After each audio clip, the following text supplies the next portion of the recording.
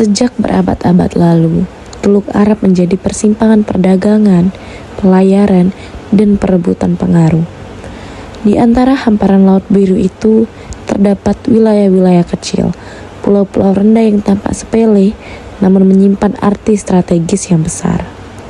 Pada awal abad ke-30, ketika kekuatan kolonial Inggris menguasai jalur ini, keputusan-keputusan administratif dibuat tanpa mempertimbangkan masa depan bangsa-bangsa yang kini berdiri berdaulat. Pulau Hawar, gugusan kecil namun berada di titik vital, dicatat sebagai wilayah administratif Bahrain. Namun, bagi Qatar, kedekatan geografis Hawar ke garis pantainya menjadikannya bagian alami negara mereka. Ketegangan mulai muncul sejak tahun 1930-an.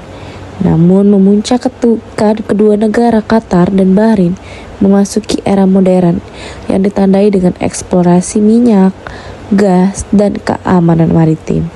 Wilayah kecil itu berubah menjadi simbol harga diri nasional. Awal 1990-an, dunia menyaksikan dua negara teluk yang biasanya berdamai, kini berada di ambang konflik terbuka.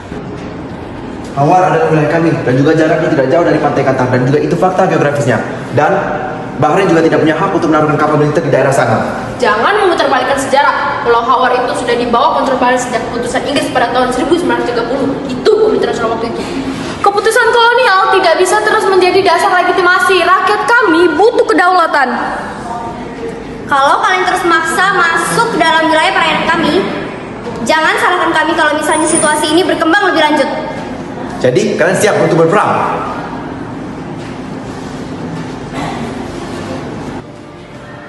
Cukup, dunia tidak butuh perang baru. Kalian bukan anak-anak, kalian negara berdaulat. Kalau ingin bertarung, bertarunglah di meja negosiasi. Sekarang duduk. July 1853, Commodore Perry's squadron crossed the line, entering Muraga Harbor in an act of defiance. Goodbye, everyone. See you soon. Take care of yourselves. Baik, terima kasih kepada kedua negara yang sudah bersedia duduk bersama kami di meja negosiasi kali ini. Kami sebagai ICJ, kami mencari solusi damai atas sengketa Kepulauan Hawar dan perairan maritim Teluk.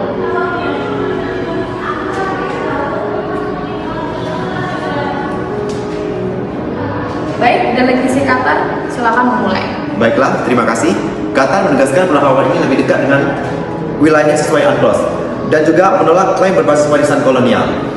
Ini bukti pemetaan teritorial dan dokumen koordinat laut. Bahrain tidak bisa membangun legitimasi hanya karena Inggris dibantu secara sepihak untuk memutuskannya. Kami menghargai pandangan Qatar. Namun, Kepulauan Hawar telah berada dalam administrasi Bahrain selama puluhan tahun. Itu fakta administratif yang diakui internasional.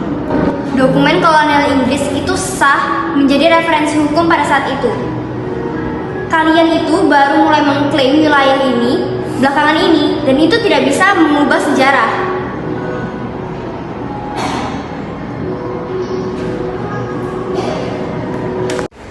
Meja perundingan di Den Haag menjadi tempat di mana dua versi sejarah bertemu. Qatar membawa argumen geografis dan hukum laut modern.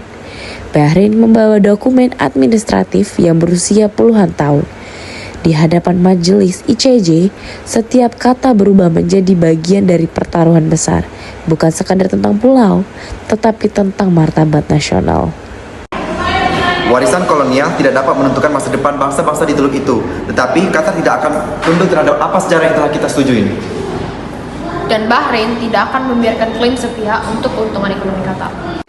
Perdebatan semakin panas. Kedua kubu tidak hanya membawa argumen, tetapi juga luka historis. Qatar merasa diperlakukan tidak adil oleh keputusan kolonial. Bahrain merasa posisinya sah dan telah diakui selama puluhan tahun. Di tengah perbedaan itu, ICJ mencoba mengurai benang kusut sejarah dan hukum. Fokus pada solusi, saya menawarkan opsi pembagian zona maritim dan pengakuan teritorial proporsional. Qatar bersedia untuk berkompromi asalkan letak geografis tetap dihormati. Bahrain dapat mempertimbangkan asalkan akses keamanan dan akses ekonomi itu tetap terjamin. Baiklah, kami mengusulkan Bahrain mempertahankan Kepulauan Hawar namun Qatar memperoleh zona maritim setara dengan hak ekonomi.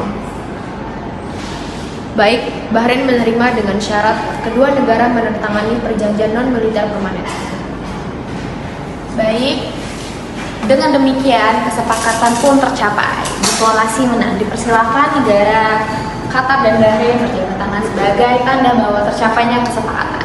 Terima kasih. Terima kasih Bahrain. Diplomasi bukanlah soal siapa yang paling keras berbicara, tetapi siapa yang paling berani mengalahkan egonya. Setelah berjam-jam, Qatar dan Bahrain akhirnya menemukan jalan tengah. Dalam sejarah hubungan internasional, tidak ada konflik yang benar-benar sederhana.